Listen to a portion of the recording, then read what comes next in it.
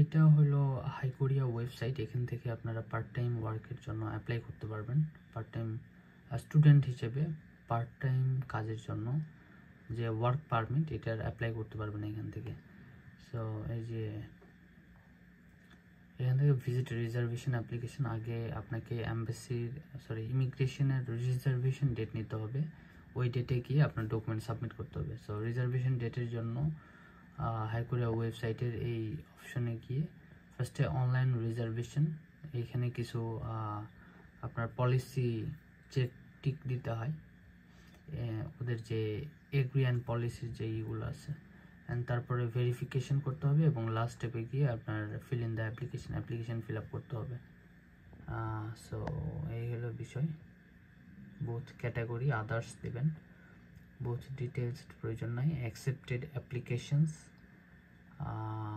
দেন আপনি কি জন্য, যদি ওয়ার্ক পারমিটের জন্য অ্যাপ্লাই করেন সেক্ষেত্রে এইটা সিলেক্ট করতে হবে, permit to other activities beyond current visa status.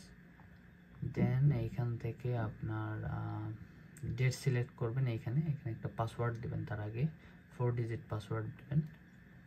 তারপরে আপনি যেই ডেটে যেতে পারবেন ওই ডেটটা সিলেক্ট করবেন। আমি এখান থেকে ডেট, এগুলো অ্যাভেলেবেল না, শুধু অ্যাভেলেবেল হতেছে যে এই ডেটগুলো, এইগুলো অলরেডি বুকড হয়ে গেছে, রিজার্ভ হয়ে গেছে।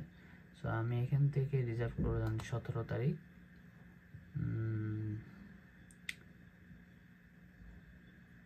এই 1:24, 17 তারিখ 1:24।